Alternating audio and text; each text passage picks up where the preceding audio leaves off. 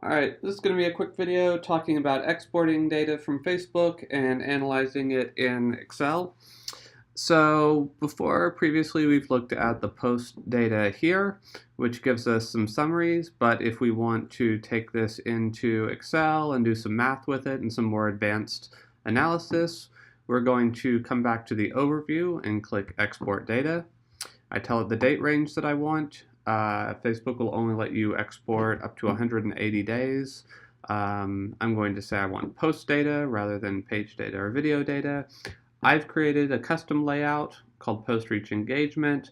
But if you want to create your own custom layout, you click here, make new custom layout, choose the columns that you want included. So these are different attributes related to posts that you can have. Give it a name, apply it, and then you can choose that from this drop down. I'm going to choose the one that I had, and you click Export Data. That downloads an Excel sheet. For some reason, the Excel sheet wants to give you an error sometimes when you open it. You just click yes that you still want to open that. First thing we need to do when we open it in Excel is I need to delete this row number 2 that's blank or has these notes in it. So I'm going to delete that.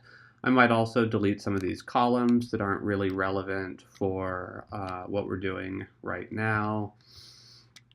So I'm going to delete those. Another thing we might want to do in Excel is calculate something like engagement rate. So if I add a column called engagement rate for us is going to be the number of engaged users divided by the total users times 100. So to tell Excel that I'm putting a formula in this cell, I'm going to hit enter, and then I just click on columns as I need them. So engaged users divided by total users times 100. I hit enter, so the engagement rate for this post was 3.4%, which seems about right to me. To put this formula in all of these cells, I can just select it and select all the way down to the last row and choose fill down. So that will now calculate the engagement rate for all of these posts. These are giving me an error because it's showing me that the total post reach was 0, and I have no idea why it's doing that, but I'm going to really quickly just delete these rows because I want an actual engagement rate in all of my columns. All right, so that's how I calculate engagement rate. You can calculate all sorts of things here, negative feedback rate or like viral rate, things like that, but we're going to stop at this. And then we're going to analyze this with a pivot table. So say we want to know, do links get higher engagement rate than photos? So to do that, I'm going to select basically my whole table. So I'm going to go all the way down to the bottom, and then I'm going to go all the way over so that I selected all of my cells. And then I'm going to come up here to Data, Summarize with Pivot Table, and hit OK.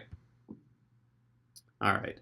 If you're on Windows or a different version of Excel, you might have to look up how to create a pivot table, but it will be basically the same. So for a pivot table, I'm going to have rows and columns. My rows are going to be what I want to separate my post by. So pivot tables summarize data. That means they break it into groups and then they summarize in relation to those groups. So I'm going to bring type of post here to rows. So I have blank, link, photo, shared, video, status, video. Those are my different kinds of posts. And then in values, we put the thing that we want to analyze. So I want to analyze engagement rate. So I bring that here. And then this is showing me the sum of engagement rate. So nothing has a 500% engagement rate. And that's because it's adding up all the engagement rates. And what we want to do is average them.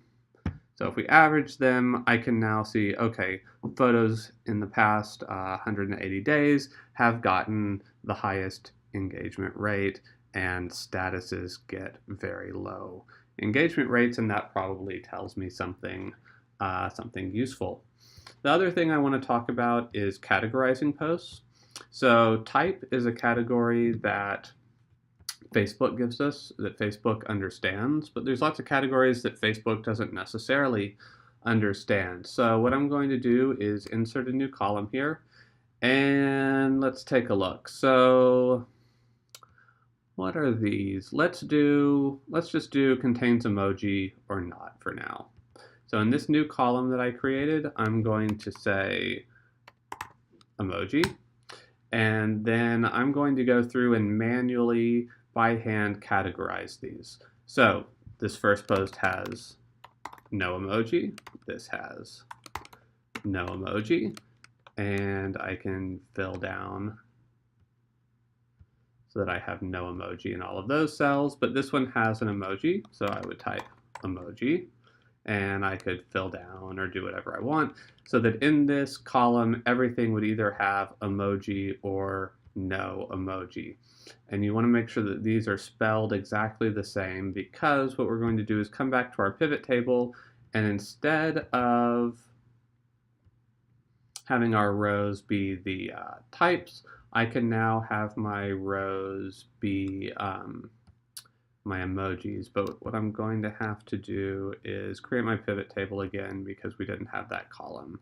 So if I come down here and data summarize with pivot table, I can now bring emoji into rows, and you wouldn't have blank here obviously, and engagement rate to values. Remember to average it.